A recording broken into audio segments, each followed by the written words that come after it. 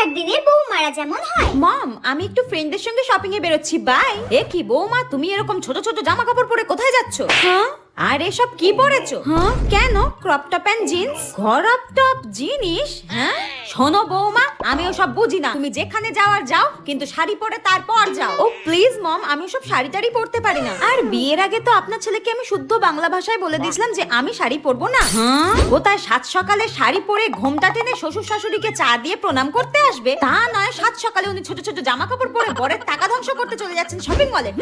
যাই হোক, আমার লেট হয়ে যাচ্ছে, বাই। আরে আরে, চললে কোথায়? রান্না বান্নার কি হবে? রান্নার কি হবে সেটা আমি কি করে জানবো? আপনি করে নিন, নইলে কোনো কাজের লোক রেখে দিন। আমি তো আগেই বলে দিয়েছিলাম আমি সব রান্না বান্না করতে পারবো না, আমার স্কিন খারাপ হয়ে যাবে। হায় ভগবান, এ কি যুগ পড়লো! আমি আজ পর্যন্ত ঘোমটা সরালাম না, আর এই মেয়ে ছোট ছোট জামা কাপড় পরে নাকি বিয়ের 5 দিনের মাথায় শপিং করতে যাচ্ছে। ছি ছি ছি ছি ছি।